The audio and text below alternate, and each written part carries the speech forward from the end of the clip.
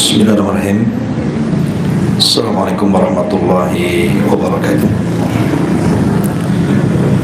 Alhamdulillah wassalatu wassalamu ala rasulillah wa ala alihi wa sahbihi wa mawala wa la hawla wa la quwata illa billahi wa ba'du.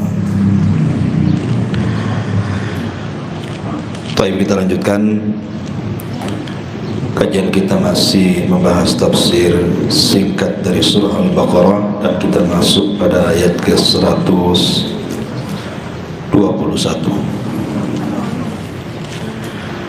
A'udzubillahi minasyaitonirrajim. Bismillahirrahmanirrahim. Alladzina atainahumul kitaba yatslunahu haqqa tilawati ulaika yu'minuna bihi wa man yakfur bihi fa ulaika humul khasirun. Ya bani Israil adhkuru ni'mati allati an'amtu 'alaikum wa anni faddaltukum 'alal 'alamin.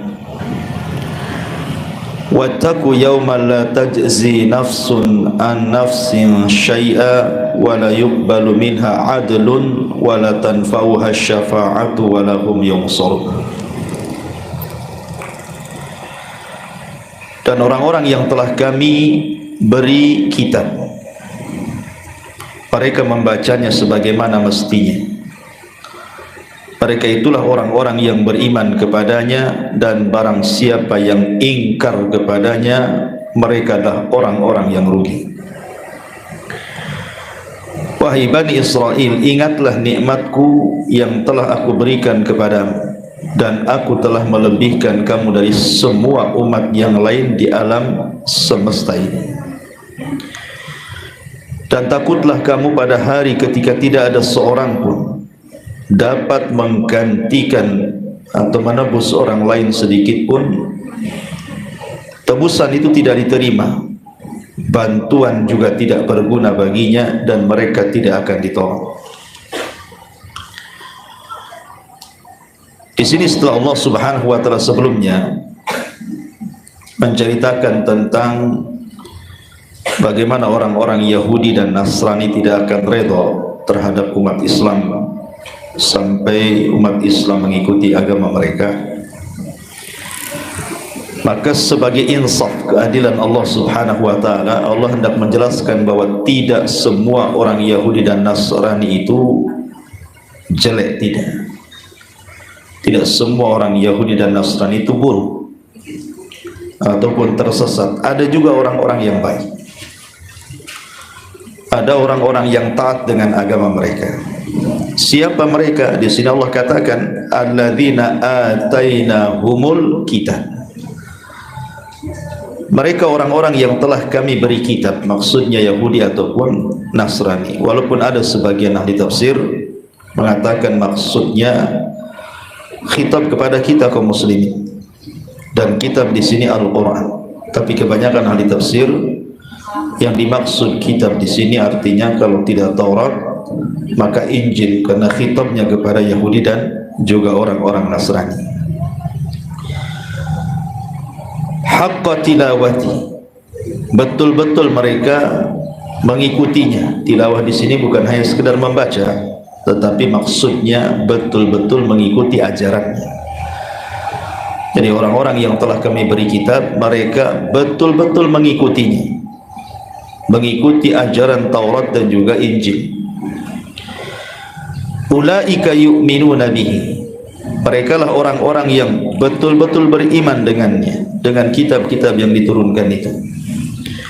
Wa man yakfur bihi, barang siapa yang kufur dengannya, maksudnya dengan kitab-kitab itu, fa ulaika humul khasirun, maka mereka termasuk orang-orang yang rugi. Tentu konteks ayat ini adalah bicara terhadap orang-orang ahli kitab yang saleh.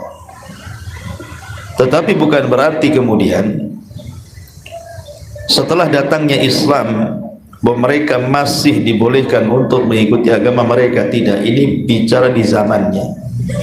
Jadi zaman itu orang-orang Yahudi ada yang baik, Begitu juga pengikut Isa orang-orang Nasrani juga banyak yang baik, yang mengikuti agama mereka.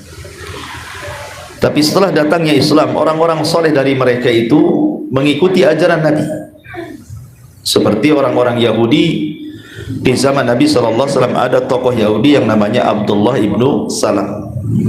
Abdullah ibn Salam, tokoh dan ulama Yahudi, ikut Islam karena mereka betul-betul mengikuti arahan-arahan Taurat mereka. Ketika Abdullah ibn Salam mencocokkan ajaran-ajaran Taurat dengan ajaran Nabi, dan sifat-sifat Nabi yang akan diutus di dalam Taurat dicocokkan dengan badan Nabi, maka ada kecocokan dan kemiripan. Sejak itulah Abdullah ibn Salam mengikrarkan diri masuk Islam. Walaupun tokohnya masuk Islam, orang-orang pengikutnya tidak masuk Islam, justru menentang Nabi SAW, seperti Huyai bin Akhtab dan yang lainnya. Tahu itu Nabi tapi tidak mau ikut. Itulah kedegilan orang-orang Yahudi, tahu kebenaran tetapi menyembunyikan kebenaran. Begitu juga orang Nasrani, kurang lebih. Tapi orang Nasrani tentu tidak sama dengan orang Yahudi, karena di zaman Rasul orang-orang Nasrani banyak masuk Islam. Salah satunya adalah kabilah Najran dari Yaman, semua masuk Islam. Setelah mereka berdebat dengan Rasul, kemudian mereka kalah debat, kemudian semua masuk Islam, orang-orang Nasrani Najran. Bahkan bukan hanya satu, bukan ratusan, ribuan orang-orang Nasrani di zaman itu masuk Islam. Tapi justru orang Yahudi terbalik, hanya beberapa orang yang bisa dihitung dengan jari sampai Rasul wafat, tidak banyak orang masuk Islam, hanya beberapa orang saja, menunjukkan bahwa orang Yahudi lebih keras dibandingkan orang-orang Nasrani agak lembut. Dan di sini Allah Subhanahu wa taala hendak insaf. Hendak insaf itu artinya bukan hanya bicara keburukan orang-orang ahli kitab saja, tetapi juga Allah hendak membicarakan kebaikan mereka juga. Dan manhaj insaf ini juga diajarkan oleh Nabi SAW dalam agama Islam, bahwa kita ini harus insaf. Jangan melihat orang itu dari sisi buruknya saja, tapi juga timbang kebaikannya. Umpamanya ibu ada masalah dengan tetangga, timbang tetangga itu lebih baik berbuat jahatnya ataukah berbuat baiknya. Kalau lebih baik berbuat baiknya, kemudian sewaktu-waktu dia berbuat jahat, maka jangan kemudian disikapi kejahatannya, tapi maafkan kejahatannya, karena kebaikannya lebih banyak. Maka dalam kehidupan rumah tangga juga sedemikian. Kata Nabi SAW, la yafruku mu'minun mu'minatan. Tidak boleh seorang suami atau istri mencela pasangannya. In kariha khuluqan radiya khuluqan akhar. Kalau memang dia tidak suka dengan satu akhlak pasangannya, lihat akhlak yang lainnya. Oh, suami ibu ini jengkelin ibu, lihat sisi kebaikannya gitu ya. Kemudian timbang, kalau memang sisi kebaikannya masih lebih baik dibandingkan sisi keburukannya, maka berikan uzur. Maka ini berlaku bukan hanya dalam rumah tangga, semua bermuamalah dengan manusia juga gitu. Terkadang kita ini mudah melupakan kebaikan orang ketika ada keburukan kepada dia, kan banyak itu. Makanya Rasul mengajarkan jangan pernah melupakan jasa manusia, timbang jasanya dengan keburukannya. Ini diantara kaidah daripada ayat surah Al-Baqarah 212 ini. Kemudian setelah itu Allah Subhanahu wa taala mengingatkan kembali tentang nikmat-nikmat yang Allah anugerahkan kepada Bani Israel. Ya Bani Israil adkuru ni'mati allati an'amtu alaikum wa anni faddaltukum 'alal alamin. Wahai Bani Israel, sekali lagi Bani Israel bukan agama. Kalau Yahudi itu agama. Ya, bedanya Bani Israel dengan Yahudi, kalau Yahudi itu agama, tapi kalau Bani Israel bukan agama. Bani Israel ini adalah semua keturunan Nabi Yakub, itu disebut Bani Israel. Jadi kalau disebut Bani Israel berarti hendak menyebut nasab, ya, keturunan. Tapi kalau diistilahkan Yahudi berarti bicara agama, agama Yahudi. Dan kalau disebut ahli kita berarti hendak berbicara tentang dua agama, Yahudi dan Nasrani. Karena di dalam Al-Quran itu istilah ini terulang-ulang. Istilah Yahudi, istilah Bani Israel, istilah ahli kitab, tentu ada bedanya. Kalau istilah Yahudi kebanyakan di Quran itu biasanya dalam rangka celaan. Allah kalau menyebut kalimat Yahudi itu dalam rangka mencela. Tetapi kalau disebut Bani Israel, maka Allah hendak mengingatkan nikmat. Jadi nikmat yang telah dianugerahkan kepada bapak moyang Yahudi itu diingatkan. Jadi kalau panggilan Bani Israel biasanya Allah hendak mengingatkan nikmat. Tapi kalau Allah Subhanahu wa taala menyebut dua kata ahli kitab, berarti bicara tentang Yahudi dan Nasrani, bukan hanya bicara Yahudi saja, di dalamnya juga ada Nasrani. Nah, di sini Allah Subhanahu wa taala mengkhitab ya Bani Israil, wahai keturunan Israel, keturunan Yakub maksudnya, yang 12 anaknya itu. Udhkuru ni'mati allati an'amtu 'alaikum, ingat nikmatku yang telah aku berikan kepadamu. Dulu nenek kalian itu banyak nikmat yang Allah anugerahkan. Jangan sampai seperti mereka kufur nikmat, gitu maksudnya. Wa inni faddaltukum 'alal alamin, dan Allah telah melebihkan kalian dari semua umat yang lain di alam semesta ini. Tentu ini bicara pada zamannya, ya. Sebab setelah diutusnya Nabi SAW tidak ada umat terbaik melebihi umat Islam. Makanya Allah secara mutlak mengatakan kuntum khaira ummah, kalian sebaik-baik umat.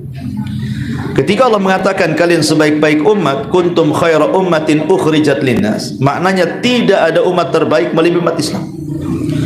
Lalu ayat ini maksudnya apa? Wa inni faddaltukum 'alal alamin, dan kami lebihkan kalian wahai Bani Israel di alam semesta ini. Maksudnya di zamannya, di zaman ketika Nabi Musa hidup, maka mereka tidak ada umat terbaik kecuali mereka. Kemudian datang Isa bin Maryam, muncul orang-orang Nasrani, maka di zaman itu tidak ada yang lebih baik kecuali orang Nasrani. Kemudian datang Nabi SAW bawa Islam, maka di zaman sekarang tidak ada yang lebih baik kecuali umat Islam. Jadi kalimat wa inni faddaltukum ini dibawa ke masa mereka masih hidup. Bahwa di zaman Isa tidak ada agama yang lebih baik melainkan Yahudi. Di zaman Nabi Musa, di zaman Nabi Isa tidak ada agama yang lebih baik dibandingkan Nasrani. Tapi setelah Nabi SAW tidak ada agama yang terbaik melebihi agama Islam. Jadi konteks kepada di zaman dulu. Kemudian Allah Subhanahu wa taala mengingatkan wattaqu yauman la tajzi nafsun an nafsin syai'a, dan takutlah kamu pada hari ketika tidak ada seorang pun menggantikan membela orang lain sedikit pun. Ayat ini adalah ayat yang terakhir turun. Ayat ini adalah ayat yang terakhir turun kepada Nabi SAW. Adapun surat yang terakhir turun kepada Nabi SAW adalah Idza jaa nasrullahi wal fath. Itu surat yang terakhir turun, surah Al-Kafir, surah An-Nasr. Tetapi kalau ayat yang terakhir turun ini, ayat ini, walaupun ada sebagian ulama mengatakan ayat yang terakhir turun surah Al-Maidah ayat 3, al-yauma akmaltu lakum dinakum wa atmamtu alaikum ni'mati wa raditu lakumul Islam dinan. Tapi pendapat yang kuat inilah ayat yang terakhir turun. Wattaqu yauman, takutlah akan sebuah hari, la tajzi nafsun an nafsin syai'a, bahwa tidak seorang pun dapat menggantikan orang lain sedikit pun. Artinya memberikan pembelaan. Tidak ada yang bisa memberikan pembelaan kelak pada hari kiamat. Wala yuqbalu minha adlun, bahkan tebusan apapun tidak bisa menebusnya. Wala tanfa'u syafa'atun, syafaat apapun tidak ada guna padanya. Wala hum yunsarun, dan mereka tidak akan ditolong. Konteks ayat ini bicara tentang orang-orang kafir. Ingat, ini bicara tentang orang-orang kafir. Kenapa demikian? Karena di banyak ayat Allah Subhanahu wa taala mengatakan, seperti Allah mengatakan dalam surah Al-Maidah ayat 41. Allah mengatakan, "Innal ladzina kafaru law anna lahum ma fil ardi jami'an wa mithlahu ma liyaftadu bihi min adzabi yaumil qiyamah ma tuqabbila minhum wa lahum adzabun alim. Sesungguhnya orang-orang kafir, sekiranya mereka mempunyai apa yang ada di bumi ini seluruhnya, anggap saja bumi ini milik dia, dan mempunyai yang sebanyak itu pula, ataupun mungkin ditambah lagi 2 bumi, ditambah lagi 3 bumi. Untuk apa? Untuk menebus diri mereka dari azab hari kiamat. Niscaya tebusan itu tidak akan diterima dari mereka, dan mereka memperoleh azab yang pedih. Artinya kalau orang-orang kafir membawa harta mereka, walaupun 1 bumi harta mereka, atau ditambah dengan bumi yang lain, untuk menebus bahwa mereka ingin diselamatkan dari api neraka, tidak ada guna tebusan itu. Makanya ketika Abu Lahab mengumpulkan kawan-kawannya setelah dia mendengar ayat turun, sayasla naran dzata lahab, kan turun surah Al-Lahab kepada Abu Lahab, sakit hati Abu Lahab itu. Akhirnya kemudian dia kumpulkan tuh orang-orangnya dan mengatakan, kalau yang dikatakan si Muhammad itu benar, sayasla naran dzata lahab, bahwa aku akan masuk ke neraka yang menyala-nyala, katanya. Tenang, aku ini orang kaya, aku banyak harta, katanya. Anak-anakku sukses, aku bisa menebus neraka dengan harta dan anak-anakku. Maka turun ayat ma'aghna anhu maluhu wa ma kasab. Turun ayat ini. Tidak ada guna hartanya, tidak ada guna anak-anaknya di hadapan Allah, karena tidak akan bisa menebusnya. Sekaya apapun, sesombong apapun di dunia, dia bisa menebus di akhirat, enggak akan ada guna, karena orang dibangkitkan itu oleh Allah tidak membawa harta di badan. Lalu apa yang jadi tebusan? Yusaruna yaumal qiyamah khufatan uratan ghurlan. Manusia akan dibangkitkan telanjang, enggak pakai sandal, enggak kembali di khitan, dan bawa harta di badan. Apa yang ditebus? Ya. Dan kalaupun mereka punya tebusan, tidak ada guna tebusan itu. Makanya dalam ayat yang Allah mengatakan, innal ladzina kafaru wa matu wa hum kuffar falan yuqbala min ahadihim mil'ul ardi dhahaba wala iftada bi ulaika lahum adzabun alim wa ma lahum min nasirin. Sesungguhnya orang-orang kafir dan mati sedang mereka tetap dalam kekafirannya, maka tidaklah akan diterima dari seorang di antara mereka emas sepenuh bumi sekalipun, walaupun dia menebus diri dengan emas yang sebanyak itu di hadapan Allah. Tetap bagi mereka siksa yang pedih, dan sekali-kali mereka tidak dapat memperoleh pertolongan. Dari sini kita tahu bahwa orang-orang kafir itu walaupun sekaya apapun di dunia tetap tidak akan selamat. Makanya Imam Al-Baghawi rahimahullah ta'ala mengatakan, di 2 ayat ini menjelaskan bahwa seandainya orang kafir memiliki dunia dan seisinya, atau mungkin semisalnya, kemudian dia gunakan untuk menebus dirinya agar terbebas dari azab Allah, maka tebusan itu tidak akan diterima. Artinya di sini betapa besarnya nikmat iman dan betapa bahayanya kekufuran. Ya, orang kufur itu walaupun kaya di dunia enggak akan bermanfaat kekayaannya. Dan ayat ini juga mengingatkan kita bahwa harta dunia seluruhnya tidak akan ada manfaat di akhirat sedikit pun, kecuali yang dibelanjakan di jalan Allah Subhanahu wa taala. Makanya Allah Subhanahu wa taala dengan tegas di sini, wattaqu yawman la tajzi nafsun an nafsin syai'a wa la yuqbala minha adlun. Tebusan sebesar apapun tidak akan diterima. Kemudian yang kedua, wala tanfa'u syafa'atun. Tidak ada guna syafaatnya. Tidak ada guna syafaatnya. Allah Subhanahu wa taala berfirman dalam surah Al-An'am 51, wa anzir bihi alladhina yakhafuna an yuhsyaru ila rabbihim laisa lahum min dunihi waliyyun wala syafi'un la'allahum yattaqun. Berilah peringatan dengan apa yang telah diwahyukan itu kepada orang-orang yang takut akan dikumpulkan pada Rabb mereka pada hari kiamat, sedang mereka tidaklah mempunyai seorang pelindung dan pemberi syafaat selain daripada Allah, agar mereka bertakwa. Maka dari sini kita tahu bahwa yang bisa menyelamatkan seseorang yang akan mendapatkan syafaat pada hari kiamat itu adalah karena keimanan. Karena keimanan dan ketakwaan, bukan karena kekufuran. Kufur orang kafir tidak akan dapat syafaat. Makanya dengan tegas dalam surah As-Saba 22 itu untuk menunjukkan orang kafir tidak dapat syafaat itu.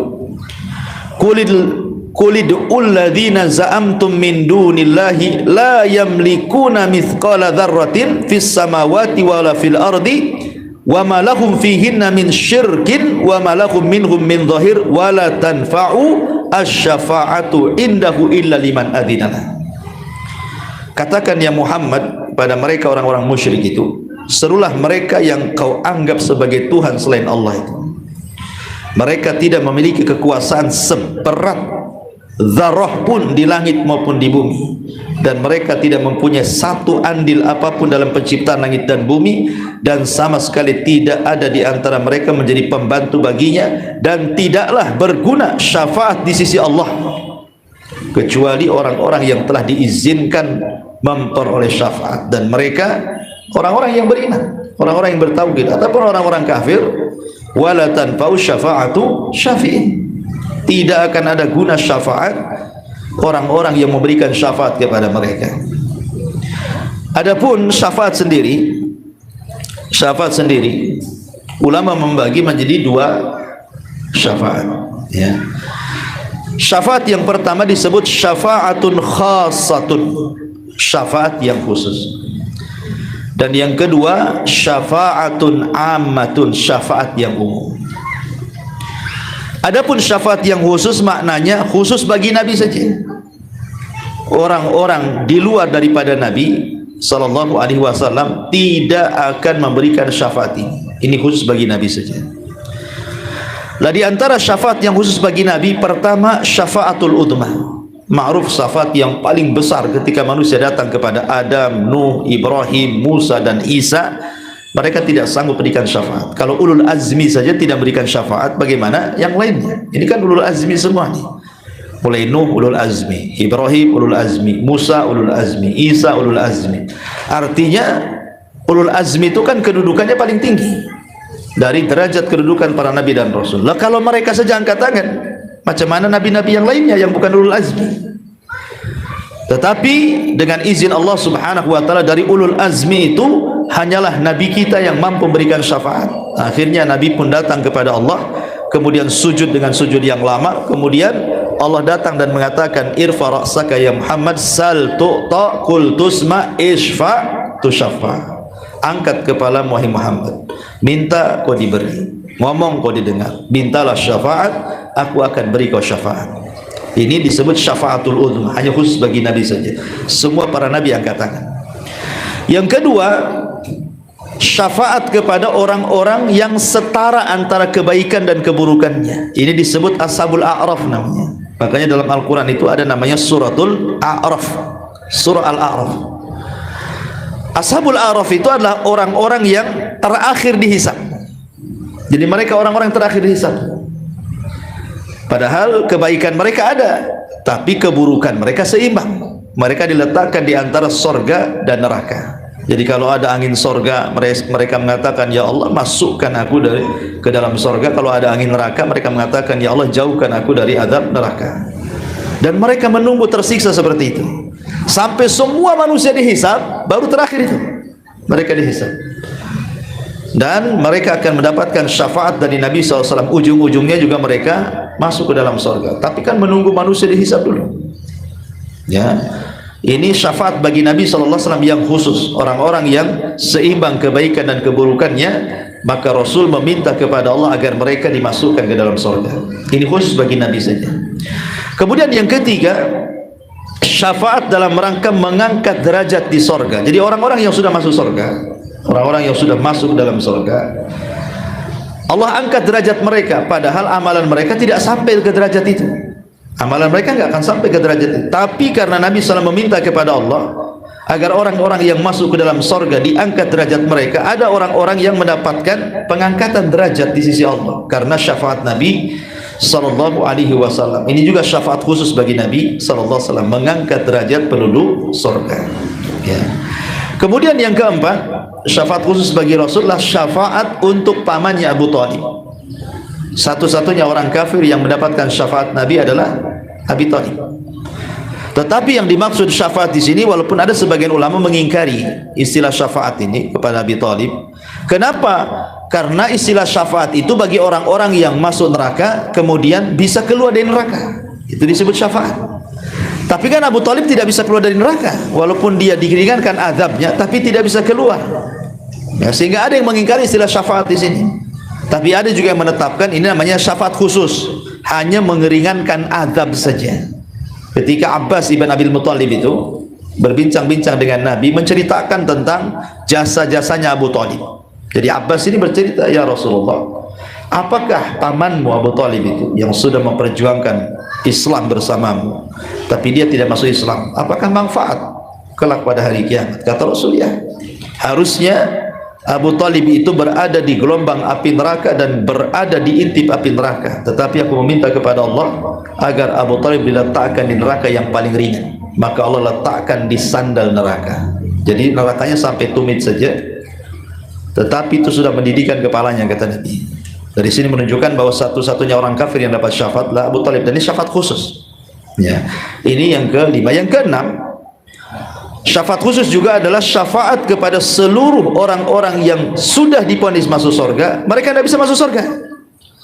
Orang ini tidak mungkin masuk neraka. Bahkan mereka sudah di pintu surga pun sekalipun, mereka sudah di pintu surga, tinggal masuk saja, tapi kan tidak bisa masuk mereka. Kenapa? Karena tidak ada yang mampu membuka pintu surga kecuali Nabi. Semua para nabi berusaha mengetuk pintu surga, tidak ada yang dibuka kecuali Nabi SAW. Makanya Rasul mengatakan, ana awal man aftatihu babal jannah, seolah orang yang pertama kali membuka pintu surga. Ketika Rasul kemudian mengetuk pintu surga dan mengucapkan salam, kemudian malaikat Ridwan mengatakan, man, siapa anda? Maka Rasul mengatakan, ana Muhammad ibn Abdullah. Maka malaikat Ridwan mengatakan, bika umirtu alla aftah li ahadin qabla, karenamu ya Muhammad Allah melarang untuk membuka pintu ini kecuali kau yang minta. Maka dibukalah pintu surga, dari situlah orang bisa masuk surga. Ini juga syafaat khusus bagi Nabi SAW yang tidak diberikan kepada yang lainnya. Orang-orang yang sudah divonis masuk surga tidak bisa masuk surga karena Rasul yang membukanya. Ini diantara syafaat-syafaat khusus. Tapi di sana ada syafaat umum. Ya, semua orang bisa memberikan syafaat, bukan hanya Nabi. Ya, para malaikat juga memberikan syafaat. Para nabi semua dari Adam sampai Rasul kita yang terakhir juga memberikan syafaat. Termasuk orang-orang yang beriman, mereka juga berhak mendapatkan atau memberikan syafaat atas izin Allah Subhanahu wa taala. Nah, di antaranya ulama membahas tentang siapa orang-orang yang memberikan syafaat itu. Ya. Pertama para malaikat. Dan itu dijelaskan di dalam Al-Quranul Karim, tepat pada wa kam min malakin fis samawati la tughni syafa'atuhum syai'a illa min ba'di an ya'dana Allah liman yasha' wa yarda. Berapa banyak malaikat di langit yang tidak ada guna syafaat mereka sedikit pun kecuali setelah Allah izinkan. Berarti setelah Allah izinkan mereka bisa memberikan syafaat. Nah, dari sini menunjukkan bahwa para malaikat memberikan syafaat di sini. Kemudian juga dalil tentang para nabi dan orang-orang saleh memberikan syafaat berdasarkan hadis. Nabi SAW mengatakan, yaqulullahu azza wa jal, Allah berfirman dalam hadis qudsi, syafa'atil malaikatu wa syafa'an nabiyuna wa syafa'al mu'minuna wa lam yabqa illa arhamur rahimin. Nanti pada hari kiamat para malaikat memberikan syafaat, para nabi memberikan syafaat, dan orang-orang yang beriman memberikan syafaat. Dan ketika tidak ada lagi yang memberikan syafaat, maka mereka hanya bisa diselamatkan dengan rahmat Allah Subhanahu wa taala, illa arhamur rahim. Jadi orang-orang yang di neraka itu mereka menunggu syafaat, tapi syafaatnya udah nggak ada karena para malaikat sudah memberikan syafaat. Kemudian para nabi memberikan syafaat, orang-orang yang beriman memberikan syafaat, tapi masih ada orang-orang yang tersisa di neraka sementara mereka memiliki iman walaupun sebiji zarah itu dalam hatinya. Bagaimana mereka diselamatkan oleh Allah dari api neraka? Ketika tidak ada syafaat, berarti hanya satu kesempatan mereka bisa keluar dari neraka, menunggu rahmat dari Allah. Jadi yang bisa menolong manusia pada hari kiamat cuma dua. Pertama syafaat, yang kedua rahmat. Ya, ketika sudah tidak ada lagi berikan syafaat, tinggal kasih sayang Allah saja. Nah, itulah yang akan bisa menyelamatkan orang-orang yang memiliki iman walaupun sebiji dzar.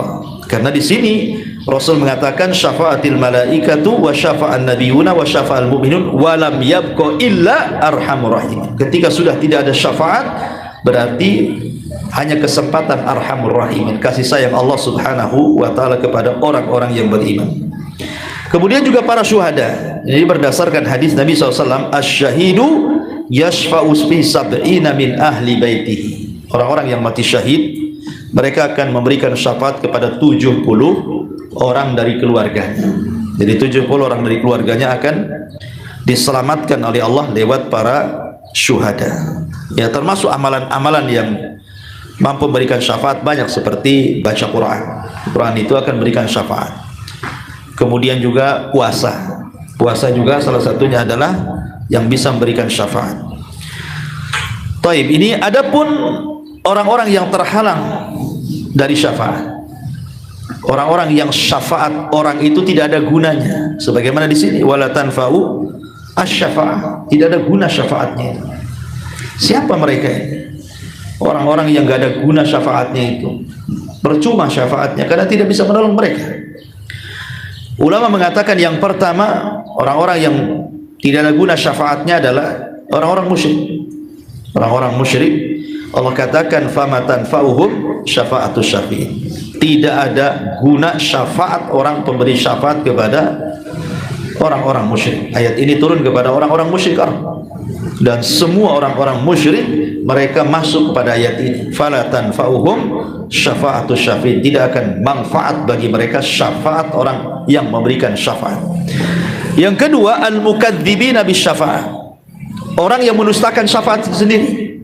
Kalau di dunia didustakan, tidak ada syafaat, justru dia tidak akan dapat syafaat.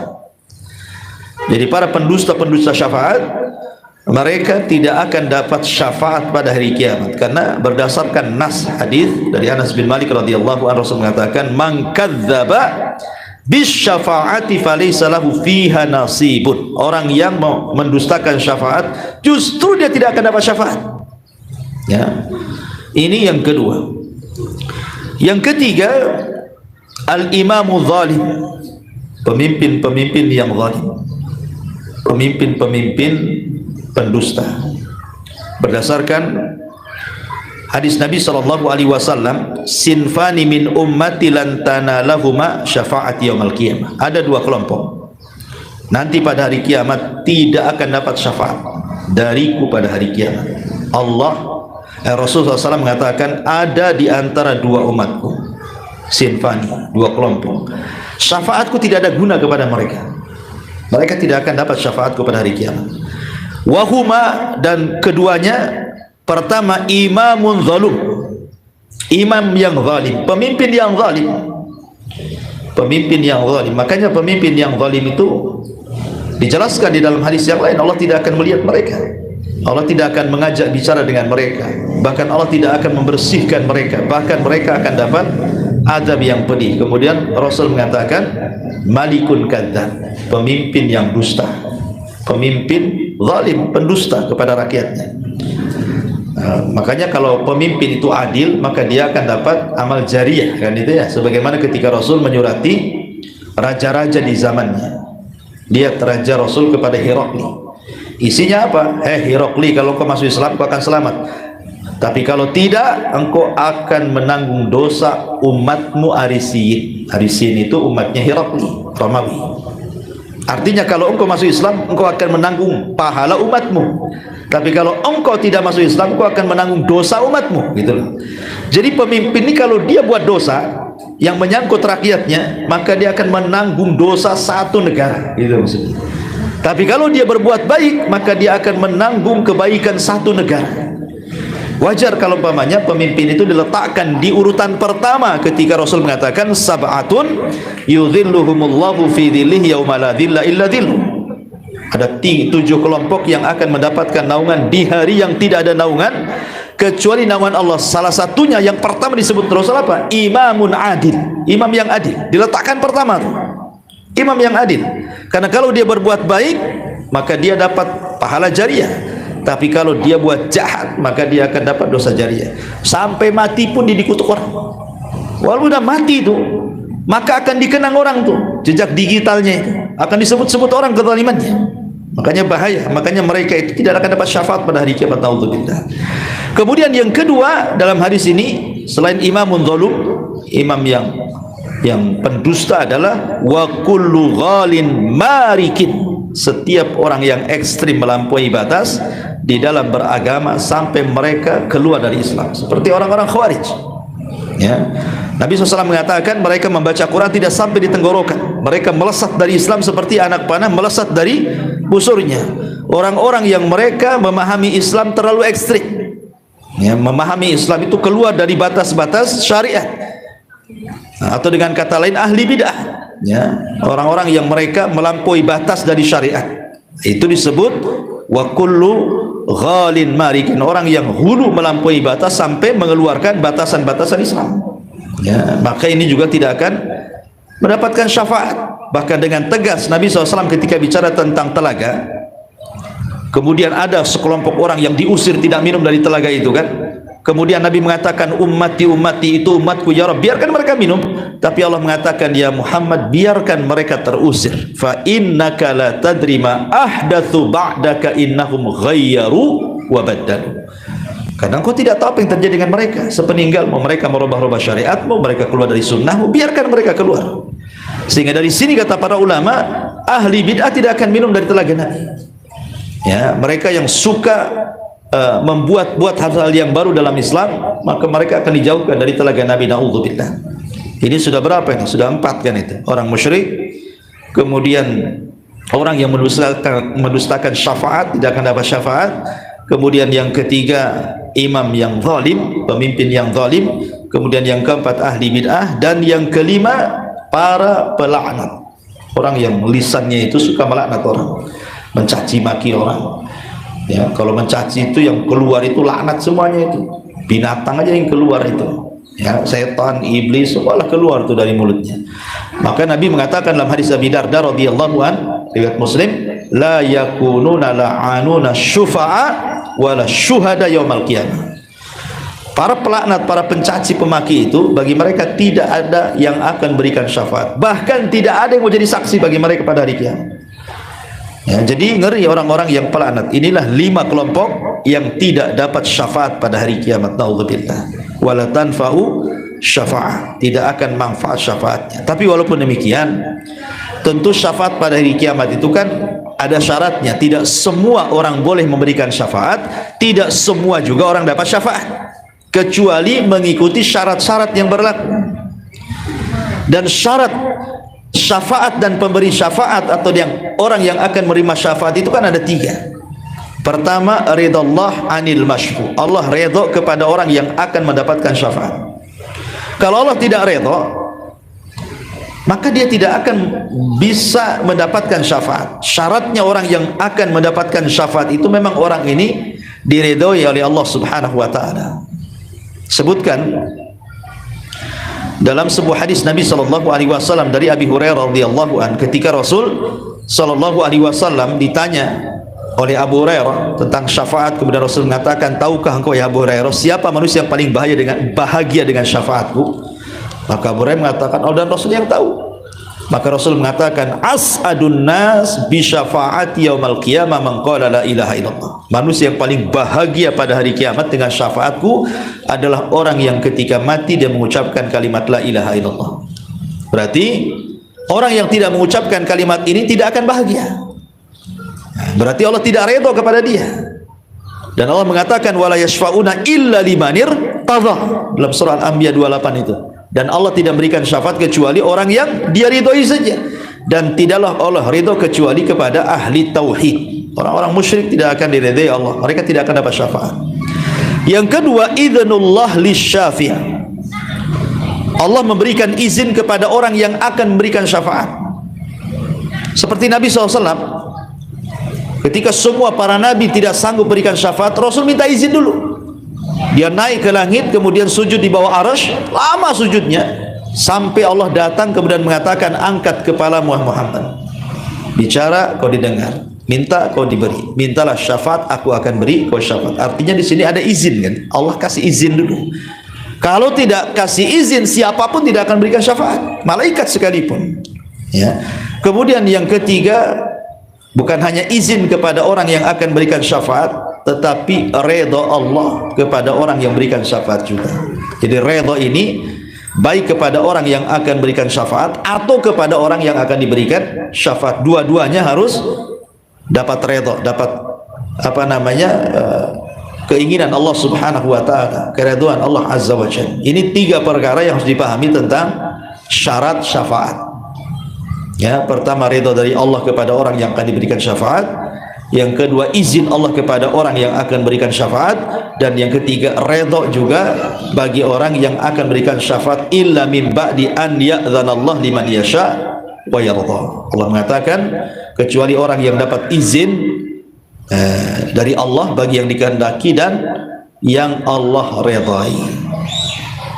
Baik, ya, ini diantara syurut asy-syafa'ah.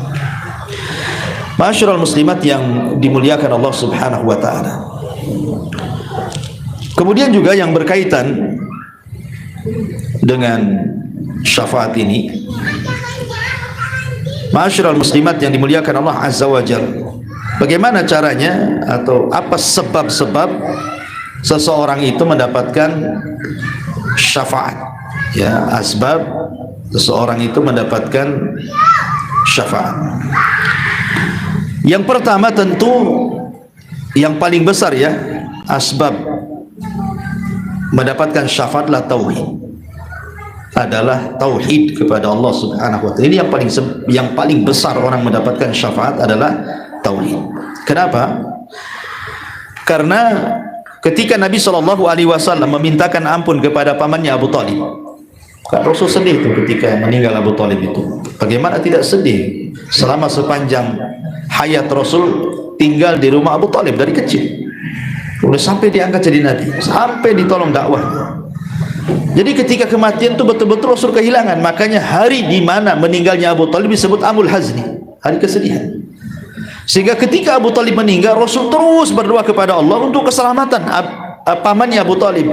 Tapi Allah turunkan surah At-Taubah ayat 113. Makana lin nabiyyi walladzina amanu an yastaghfiru lil musyrikin walau kanu ulil qurba. Tidak layak bagi seorang nabi ataupun orang-orang yang beriman memintakan ampun kepada Allah untuk orang-orang musyrik walaupun mereka kerabat dekat.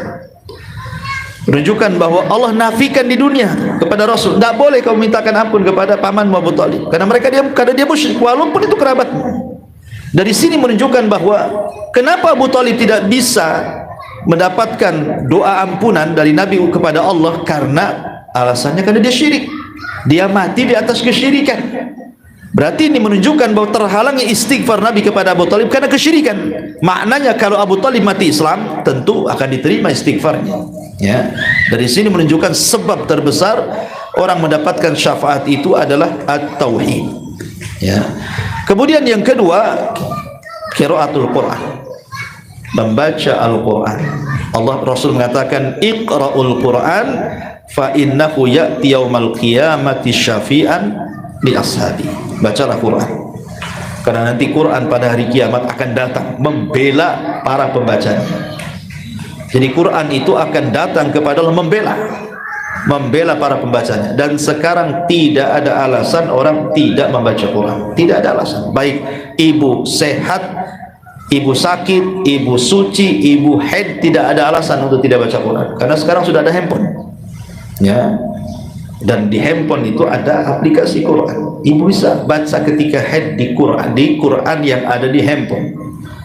Karena ibu tidak sedang memegang mushaf, ibu sedang memegang handphone. Jadi kalau ibu pegang itu handphone, umpamanya di layar sentuh kan, ini satu ayat sudah dibaca, naik lagi ke atas. Ibu bukan sedang pegang mushaf, tapi ibu sedang menyentuh kaca handphone.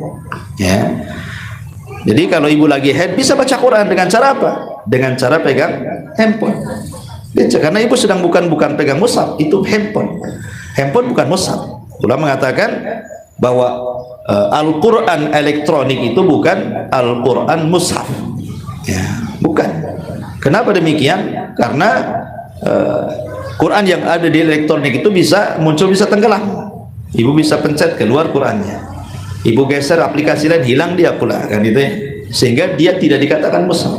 Lain kalau mushaf ini ibu geser-geser, ya itu aja kan. Cemana mau berubah-berubah, itu aja digeser-geser. Coba kertasnya digini-gini akan hilang. Yang kedua, ibu bisa letakkan handphone di mana saja, tapi tidak boleh meletakkan mushaf di mana saja. Ya kan, kalau ibu kan letakkan handphone di mana saja kan, Bu. Kadang-kadang lupa, kadang-kadang dibawa ke kamar mandi pula kan itu. Kadang-kadang tidur dibawa balik bantal. Kadang-kadang tidur atau ketiduran di bawah pantat pula kan itu ya. Ya, jadi kita meletakkan handphone suka-suka, tapi jangan suka-suka meletakkan mushaf. Tidak boleh. Berarti dari sini menunjukkan bahwa mushaf elektronik itu bukan mushaf buku yang kita ma'ruf, ya kan, mushaf Utsmani. Dia bukan mushaf. Makanya tidak ada alasan ibu tidak baca Quran. Apa hujahnya lagi? Karena sudah ada handphone. Orang haid bisa baca, kan itu ya. Jadi nggak ada alasan. Makanya kenapa di sini Allah mudahkan dengan adanya handphone ini. Nikmat Allah besar, yang paling besar nikmat Allah itu adalah handphone ini sebenarnya. Tapi banyak yang kemudian nikmat yang Allah anugerahkan sebesar handphone ini justru malah memasukkan orang ke neraka pula, karena tidak pernah bersyukur dengan nikmat handphone ini. Kalau dulu ibu baca Quran paling di rumah, tidak mungkin lah mushaf ditenteng-tenteng. Tapi sekarang kan ibu nenteng handphone kemana-mana. Ya, kalau ketinggalan saja balik tuh. Kalau mushaf ketinggalan ya sudah, memang malas banget. Ketinggalan sengaja ditinggal, nggak mau dibawa. Kalau handphone kan tidak, pasti ditenteng tuh. Jadi ibu bisa baca Quran di mana saja jadinya kan. Bisa ibu sambil ngobrol di rumah tetangga, bisa ibu sambil makan bakso gitu kan. Bisa lah nengok handphone, buka aplikasi Quran. Nah, tetapi walaupun demikian, kalau sudah sedang terbuka aplikasi Quran, ya tetap tidak boleh masuk ke tempat-tempat yang tidak boleh mushaf di situ, seperti kamar mandi. Ya tidak boleh. Kalau masuk kamar mandi bawa handphone, lagi nelpon nih kan, ya harus dihapus dulu aplikasi Qurannya, ya, baru boleh masuk gitu ya. Tapi kalau masih ada aplikasi Quran, walaupun satu ayat, haram, tidak boleh masuk kamar mandi. Ya, itu harus dijaga juga adab-adab seperti itu. Dan jangan pakai ringtone ayat-ayat Quran kalau bisa, itu takut jatuh kepada istihza. Ya, takutnya di kamar mandi itu ada telepon kan, tahu suara surat Al-Ikhlas, ya kan, masalah. Jadi yang kedua qiraatul Quran. Yang ketiga yang menjadikan penyebab syafaat adalah asyam, puasa. Sekarang bulan puasa sunnah, ya, karena Sya'ban itu alasan kenapa Nabi SAW banyak puasa, salah satunya adalah karena menemani istrinya qada Ramadan. Kenapa Rasul banyak puasa di bulan Sya'ban? Salah satu alasan ulama itu karena menemani istri. Dan istri-istri Rasul itu banyak yang mengqada puasa Ramadan tahun kemarin itu di bulan Sya'ban. Jadi karena istrinya puasa, Rasul ikut puasa. Itu salah satu alasan. Walaupun alasan yang tepat adalah karena bulan Sya'ban itu bulan diangkatnya amal, makanya Rasul banyak puasa. Tapi salah satu alasan ulama kenapa Rasul memperbanyak puasa, sampai Aisyah mengatakan Rasul itu tidak pernah puasa hampir 1 bulan puasa sunnah kecuali Sya'ban. Bahkan Ummu Salamah mengatakan, aku tidak pernah melihat Rasul puasa 2 bulan berturut-turut kecuali Sya'ban dan Ramadan. Maksudnya Sya'ban puasa sunnah, Ramadan puasa wajib gitu ya. Bahkan Usama ibn Zaid menanyakan, aku tidak pernah Rasul melihat puasa kok sebanyak puasa Sya'ban itu. Kemudian ditanyakan, kenapa wahai Rasul? Maka Rasul menjawab 3 jawaban. Yang pertama karena bulan Sya'ban bulan yang dilalaikan manusia. Yang kedua karena bulan Sya'ban bulan diangkatnya amal. Kemudian yang ketiga karena aku ingin ketika diangkat amalanku aku sedang berpuasa. Tapi salah satu alasan kenapa Rasul berpuasa di bulan Sya'ban kata ulama, karena disitulah menemani istri-istrinya mengqadha puasa Ramadan yang tahun dulu diqadha, ya kan? Dan namanya haid wanita dengan wanita lain kan tidak sama. Makanya Rasul puasa terus. Mungkin Aisyah selesai, tapi yang lain belum selesai, yang lain belum selesai kan itu. Akhirnya Rasul terus puasa sampai akhir Sya'ban. Tetapi walaupun demikian tidak boleh disamakan dengan Ramadan. Kalau Ramadan kan full 1 bulan. Baik 1 bulannya 29 hari atau 1 bulannya 30 hari. Tapi kalau Sya'ban tidak boleh. Kenapa? Karena ada larangan tidak boleh 1-2 hari puasa menjelang Ramadan. Kata Rasul, tidak boleh kalian mendahului Ramadan dengan puasa 1 hari atau 2 hari. Ya, kenapa? Kan itu hari yang diragukan. Berarti kalau ingin puasa bulan Sya'ban dari 1 Sya'ban sampai akhir Sya'ban hanya dibolehkan sampai tanggal 27 saja. Karena 28, 29 itu sudah penentuan Ramadan. Ya, itu perbedaannya.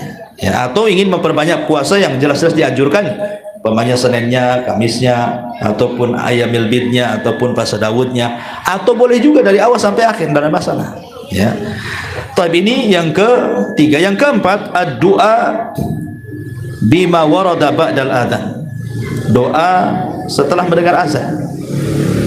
Kata Nabi SAW, man qala hina yasma'un nida, barang siapa yang berkata setelah mendengar adzan, Allahumma rabba hadhihi da'wati tamma was salatil qa'imah ati Muhammadanil wasilata wal fadilah wa ba'athu maqaman mahmudan alladhi wa'altah.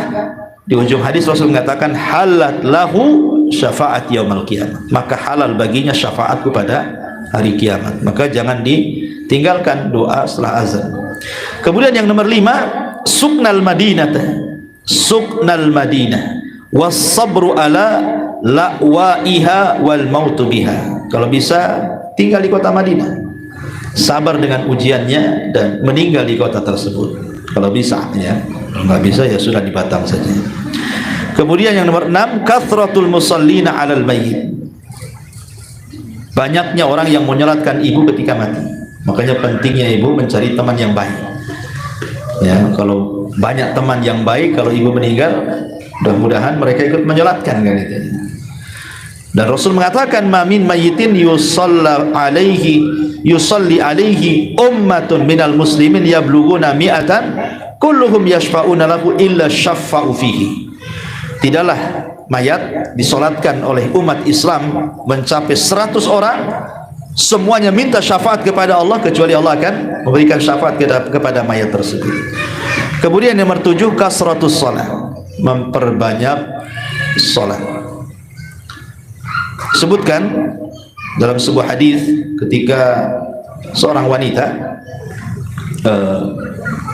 pembantu Nabi Shallallahu Alaihi Wasallam, kemudian Nabi Shallallahu Alaihi Wasallam berkata kepada pembantunya, alaki hajah, kira-kira ada keperluanmu?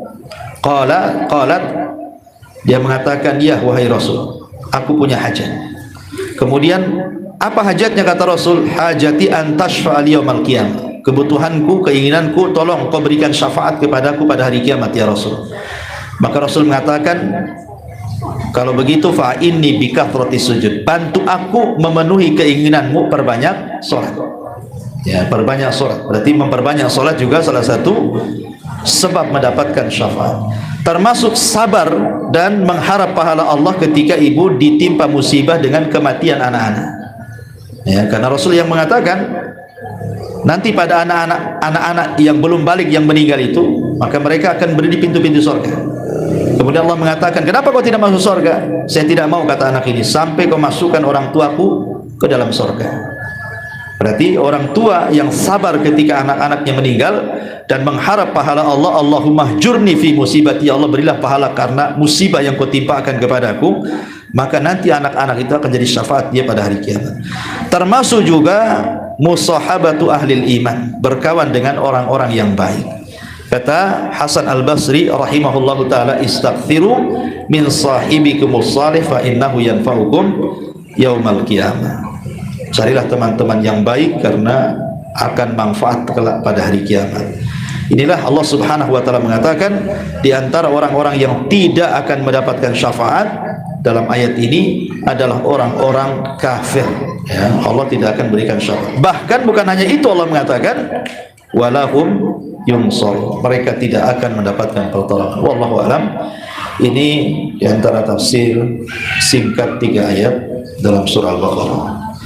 Karena ayat setelahnya ini bicara tentang kisah Nabi Ibrahim yang panjang, tidak mungkin kita lanjutkan, nanti terpotong malah. Baik, sebelum saya tutup, silakan Bapak yang bertanya.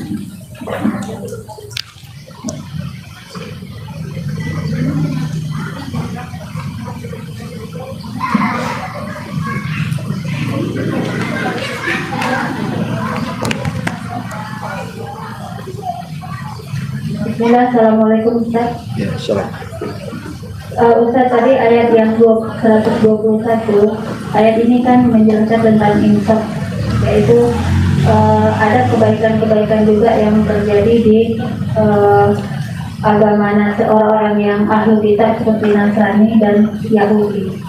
Nah, di agama Yahudi itu yang masuk, orang Yahudi ahli kitab dari Yahudi itu yang masuk Islam itu Abdullah bin Salam, dan yang Nasrani itu Raja Najasyi. Apakah ada selain daripada mereka berdua ini yang masuk dikenal itu, Ustaz?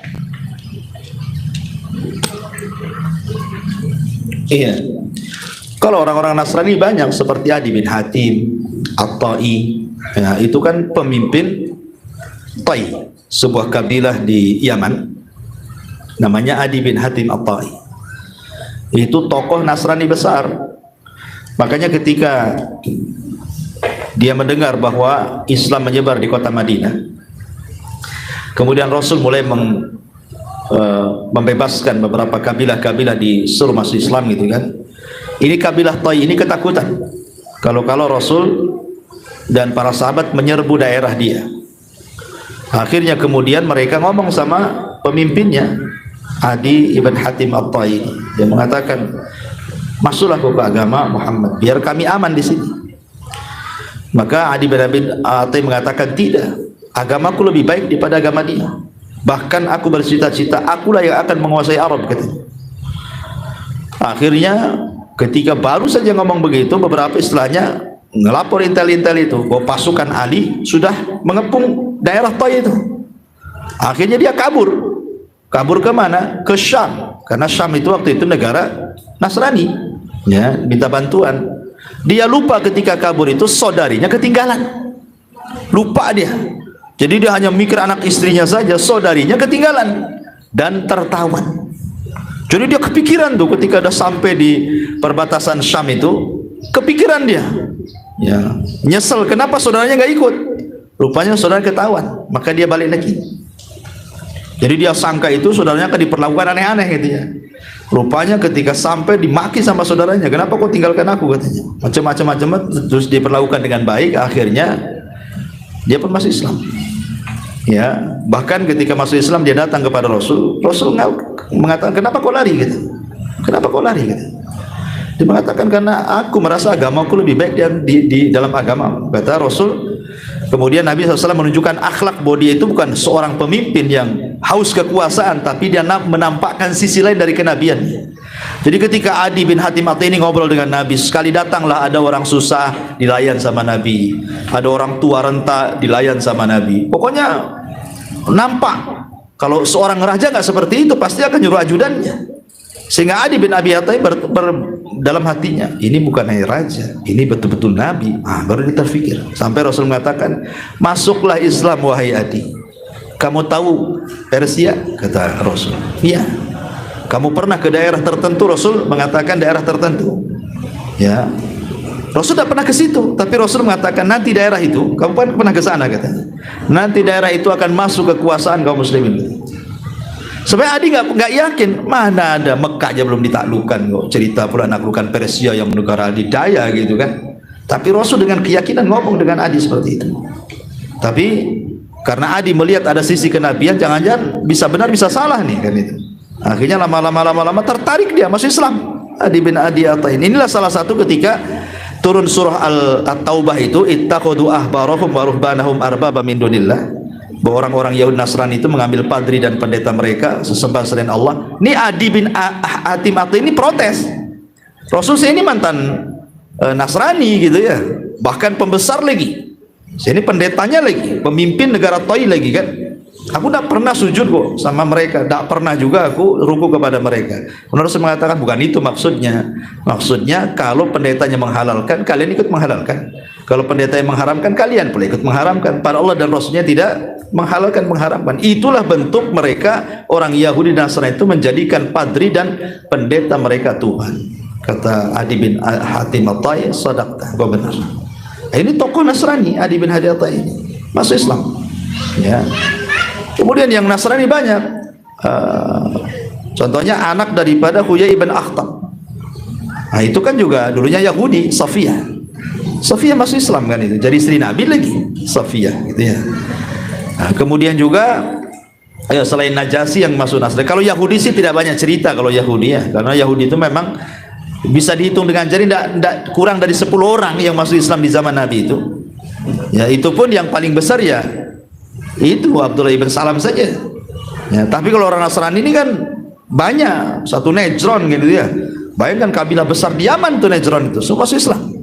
Ya belum lagi Herakli sendiri sebenarnya ingin masuk Islam tuh, Herakli itu. Cuman karena dia takut dengan jabatannya, akhirnya dia mau masuk Islam.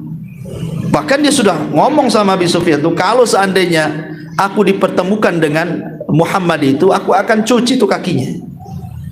Nah, ketika dia ngomong sama pembesar-pembesar Romawi itu, akhirnya marah mereka, hampir mau menurunkan Herakli dari kerajaannya. Takut dia. Kata Herakli, "Ndak, aku hanya tanya, nguji kalian saja," katanya. Akhirnya tak jadi dia keluar dari Nasrani kan. Tetap dia Nasrani, bahkan perang lagi sama Nabi. Tapi ketika terjadi kekalahan gitu ya, padahal memungkinkan Romawi itu menyerang dengan kekuatan besar ke Madinah. Nah, tetapi Herakli sudah tahu siapa Rasulullah, nggak akan menang melawan dia gitu. Makanya ketika kekalahan di Tabuk itu ya sudah. Kekalahan di Mu'tah, kekalahan di Mu'tah ketika di situ Ja'far meninggal, Zaid meninggal, Abdullah bin Rawah meninggal, kemudian Khalid bin Walid memimpin, dan itu perdana Khalid perang itu. Setelah 20 tahun dah masuk Islam itu ya, di tahun ke-7 Hijriah baru Khalid masuk Islam. Pas pula dia ikut di perang Mu'tah tuh. Dan bukan jadi pemimpin, jadi pasukan biasa. Tapi ketika 3 pemimpin yang ditunjuk Rasul gugur, disitulah nampak kepiawaian Khalid bin Walid. Sampai jenderalnya masuk Islam gara-gara Khalid. Ketika ditanya, "Khalid, apa sih kunci kemenanganmu?" katanya. "Gimana orang Islam ini kok bisa menang padahal jumlah tidak banyak?" katanya. Kata Khalid, "Kami loh suka mati sebagaimana kalian suka hidup," katanya. Nah, itu kuncinya, masuk Islam dia. Jadi orang-orang Nasrani itu memang banyak yang masuk Islam di zaman itu, dan sampai sekarang orang-orang Nasrani itu banyak masuk Islam. Ya, walaupun mereka berusaha untuk kristenisasi, tetapi kebalikan juga, banyak juga di antara mereka yang masuk Islam. Tapi orang Yahudi tidak ada. Orang Yahudi itu sombong, mereka nggak akan masuk Islam. Wallahu a'lam. Izin bertanya, Iya. tentang syafaat yang diberikan oleh orang-orang minimal 100 orang yang menyolatkan Sunnahnya. Apakah kriteria orang-orang ini yang berakidah lurus aja atau orang-orang pada umumnya? Kan ada riwayat banyak, ini salah satu riwayat. Dalam riwayat yang lain, orang-orang yang mentauhidkan Allah.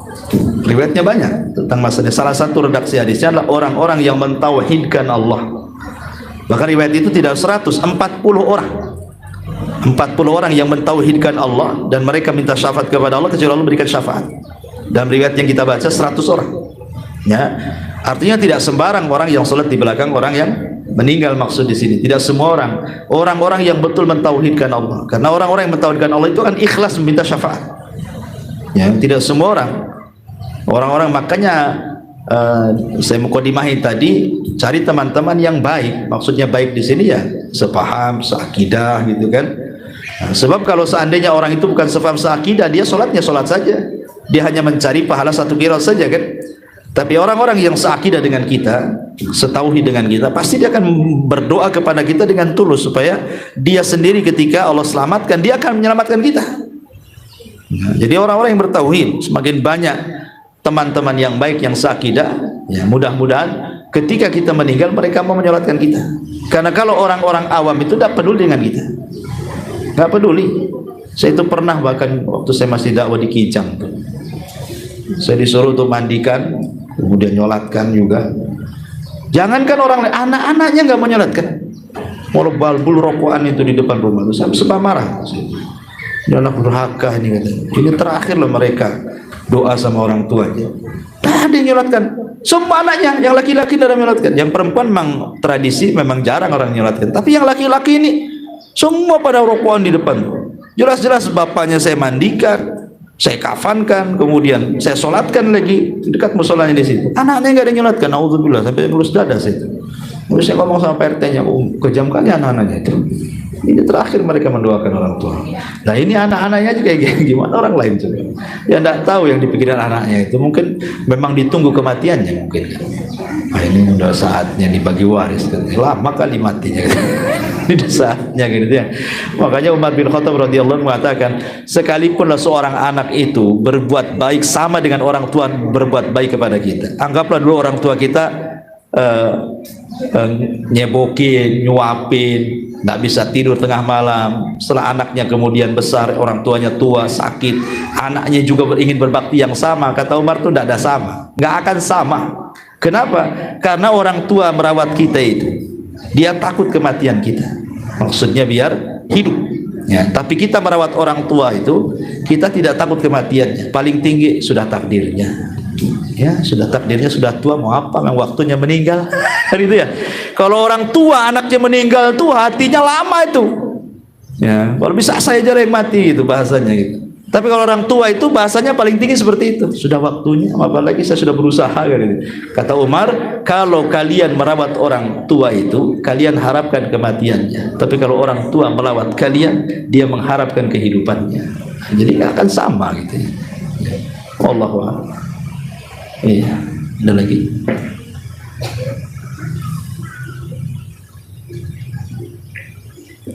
Apa Ustaz tadi? Tadi kan Ustaz menyebutkan tentang ashabul a'raf, itu orang-orang yang timbangan amal dan timbangan amal kebaikan dan timbangan dosanya itu sama, dan dia berada di tengah-tengah antara surga dan neraka.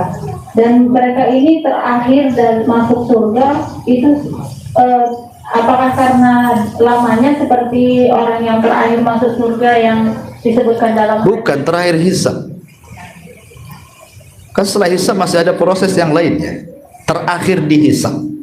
Setelah hisab itu ada timbangan, kan itu ya. Ada diterbangkan suhuf, dibentangkan jembatan, masih banyak. Hisab ini kan awal-awal. Maksudnya yang terakhir ditanya.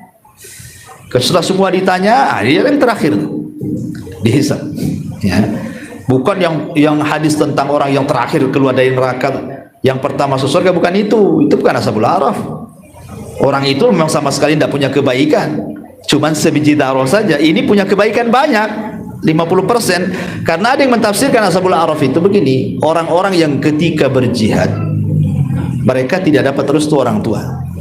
Sebagian ulama tafsirkan siapa ashabul a'raf itu, salah satu penafsirannya orang-orang yang mereka berjihad tidak dapat restu orang tua. Satu sisi berjihad lillahi ta'ala itu amalan yang sangat agung, bahkan masuk surga tanpa hisab jihad itu kalau dia mati syahid. Tapi sisi lain tidak ada izin dari orang tua itu durhaka, dan itu juga dosa besar. Sehingga akhirnya kan imbang di sini kan, pahala jihadnya 50%, pahala durhakanya 50%, maka disebut ashabul a'raf gitu maksudnya. Ada yang mentafsirkan seperti itu. Jadi orang-orang yang mereka berangkat jihad tetapi satu sisi tidak dapat izin orang tuanya. Makanya ketika ada seseorang laki-laki dari Yaman jalan kaki sampai ke Madinah, itu kan berapa hari itu jalan kaki. Kemudian dia mengatakan, Rasul, libatkanlah aku dalam jihad ini.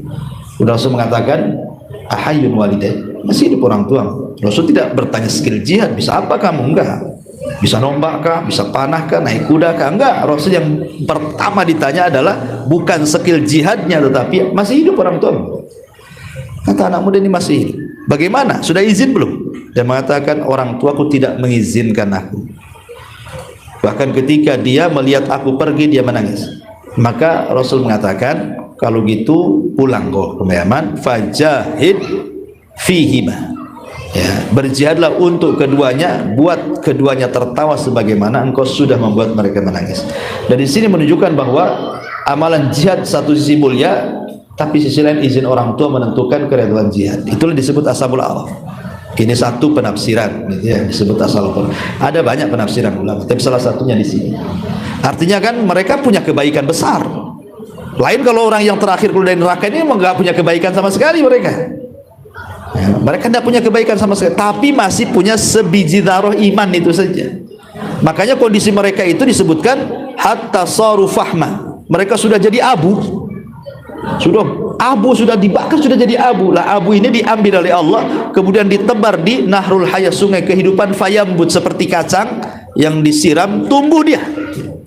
Jadi diambil tulang ekornya itu, diletakkan di sungai kehidupan, tumbuh, jadilah manusia dia. Kemudian dia memandang ke belakang api neraka yang menyala-nyala, memandang ke depan ada pohon yang penuh dengan buah-buahan dan di situ ada mata air. Kemudian dia mengatakan, ya Rabb, jauhkan aku dari neraka, dekatkan aku ke pohon itu, katanya. Kemudian Allah mengatakan, baik, ada permintaan lain? Dia, tidak ya Rabb. Kau janji kalau seandainya sudah ku dekatkan kau ke pohon itu, kau tidak akan minta yang lain? Tidak ya Rabb, katanya. Karena dia sudah takut dengan neraka tuh, ingin menjauh tuh. Akhirnya didekatkan ke pohon itu. Makanlah dia dari buahnya, minumlah dari minuman. Itulah pertama kali dia makan lezat dan minum enak. Rupanya di depan lagi, jauh di sana itu ada pohon yang jauh lebih besar. Karena dia pikir, nanti kalau habis nih buahnya apa yang saya makan? Ini air kalau kering macam mana pula? Ada pohon yang lebih besar lagi. Mungkin itu buahnya lebih banyak lagi, airnya lebih banyak lagi. Maka dia mengatakan, ya Rabb, dekatkan aku ke pohon yang kedua. Lah, kata Allah, tadi kau sudah janji sampai pohon ini saja, kau tidak akan minta lain. Kata dia, ya ini janji kedua kalinya Rabb, kau dekatkan aku ke situ, aku tidak akan minta yang lain. Akhirnya didekatkan. Kemudian ada lagi pohon yang lebih besar dari itu, asing itu saja. Sampai akhirnya ketika melihat gerbang sorga dan sorga sudah ditutup, maka dia mengatakan, ya Rabb, dekatkan aku ke gerbang itu. Aku pengen lihat saja, nggak ada niat masuk, pengen lihat. Setelah dilihat, nampaknya surga luar biasa. Dia mengatakan, ya Rabb, masukkan aku ke surga. Nah, gitu ya. Itu yang terakhir. Nah, kemudian Allah mengatakan, kok ini aneh ya. Katanya tadi janji tidak akan minta yang lain kecuali itu. Ya Rabb, tolong masukkan aku ke surga. Dan Allah mengatakan begini, coba kau menghayal setinggi hayalanmu. Kalau engkau seandainya diberikan kenikmatan di dunia, kira-kira apa yang kau ingin kehendaki? Menghayallah dia sampai puncak khayalannya. Setelah dia menghayal pengen ini, pengen itu, pengen ini, pengen itu, dan udah terakhir hayalan dia tuh, maka Allah mengatakan, aku beri 10 kali lipat hayalan. Dibukakan pintu sorga, masuk dalam surga, seolah-olah dia orang yang pertama masuk sorga, padahal dia yang terakhir, gitu ya. Kenapa? Karena jangankan masuk ke dalam sorga, satu celupan sorga saja sudah menghilangkan keperitan semuanya. Karena ada seorang laki-laki yang paling perit hidupnya di dunia, dari lahir sampai mati tidak pernah senang, susah saja. Tapi Allah takdirkan termasuk penduduk sorga. Dan Allah celupkan di sorga satu kali celupan aja, masuk, dikeluarkan lagi. Kemudian ditanya oleh Allah, hal marra bika min adzabin qad, masih teringat keperitanmu di dunia dulu? Kata dia, wallahi tidak ya Rabb. Jadi satu kali celupan menghilangkan semua susah dia di dunia. Tidak pernah teringat lagi dia pernah susah tidur di kolong jembatan, tidak pernah dia nggak makan, nggak hilang, sudah nggak ingat apa-apa di dunia itu. Yang ada hanya kenikmatan saja. Itu baru sekali celupan tuh. Macam mana masuk di dalamnya? Makanya wajar kalau ini mengatakan ketika dimasukkan dalam sorga, dia merasa dia pula yang pertama kali masuk sorga. Karena nikmat sekali sorga itu. Nah, inilah yang terakhir masuk sorga. Ini bukan ashabul a'raf. Orang ini masuk sorga bukan karena syafaat. Orang ini masuk sorga karena rahmat. Ya, karena sudah nggak ada lagi ngasih syafaat. Ya, orang ini sudah terakhir ini. Pintu terakhir dia selamat di neraka itu hanya rahmat Allah saja. Nah, beda dengan ashabul a'raf, mereka dapat syafaat. Itulah perbedaannya orang yang terakhir masuk surga dengan ashabul a'raf itu. Ya, wallahu a'lam. Ya, sebelum saya tutup, ini ya Bu ya, waktu saya di Anambas kemarin, itu kan hujan deras, itu kan hujan 1 hari 1 malam saya dengar di Batam itu. Jadi rupanya paralon yang ke hutan di Jabal Uhud itu karena banjir besar, jadi banyak batang-batang pohon itu yang besar-besar itu nabrak paralon kita. Sementara paralon kita kan pakai wafin itu disambung-sambung, jadi banyak yang lepas paralonnya. Jadi saya pulang, kok nggak ada air di pondok itu kan, sedikit, karena sama Sasoli diganti sama paralon kecil. Pas saya ke hutan, rupanya memang paralon itu sudah nggak ada, sekitar 20 lebih paralon itu hilang. Ya wajar, bukan punya kita saja, saluran orang kampung pun pada hilang gitu. Entah sampai di mana itu, mungkin sudah di telaga sana gitu, atau diambil orang kan. Karena waktu itu hujan deras dari semalam saya dengar, kemudian ada banjir bah dari atas gunung sehingga menghilangkan paralon. Jadi kemarin saya berpikir biar tidak pemutusan lagi paralon setiap banjir, kadang 1-2 hilang, nanti beli lagi kan. Jadi saya pikir mau beli paralon yang dipakai ATB itu yang hitam tuh, yang 4 in itu kan dia paling panjang 50 meter itu. Dan berarti kalau disambung berarti kan per 50 meter, dan itu kalau kena apa namanya tindih kayu kan nggak pecah dia, walaupun kena mobil pun dia nggak akan pecah. Cuman masalahnya kan agak mahal tuh Bu. Jadi kemarin lihat kas pondok juga nggak cukup kan itu, jadi saya mintalah kalau ada rezeki dari ibu-ibu, karena itu jaraknya kan sekitar 600 meter. Ya, sebenarnya sih cuman dari sumber ke tampungan saja. Kalau dari tampungan ke atas pondok kan sudah pakai apa namanya mesin. Ya, jadi yang kendala itu dari tampungan ke hutan, ke dalam hutan. Itu saja. Rupanya ada sekitar 600 meteran, dan satu gulung itu mau 5 juta tuh. Satu gulung paralonnya ya kalikan saja itu sekitar mungkin 30-an juga tuh kalau sampai hutan itu ya paralon. Kalau yang 3 in 2 in saya nggak mudah, tapi murah gitu ya, 2 juta lebih. Tapi yang 4 in yang besar katanya, saya pernah cek ke toko bangunan yang memang ada langganan ke paralon-paralon seperti paralon ATB itu sekitar 5 juta lebih gitu ya. Kalau ada rezeki lah Bu lah. Kalau ini karena kasihan juga santri-santri, airnya kecil, pakai paralon kecil kan, sehingga ya alhamdulillahnya hujan jadi ketampung air hujan itu kan. Saya nggak kebayang kalau nggak hujan itu kan, anak-anak nggak mandi jadinya. Saya minta bantuan ibu kalau memang ada rezeki ya, sedikit-sedikit pun kalau dikumpulkan ya banyak juga Bu ya. Jadi saya minta Umur Reza nanti kalau ada yang infak mungkin bisa dititip ke beliau. Ini saja, mudah-mudahan ada manfaatnya. Subhanallah bihamdika, asyhadu an la ilaha illa anta astaghfiruka wa atubu ilaik. Allahu ta'ala. Assalamualaikum warahmatullahi wabarakatuh.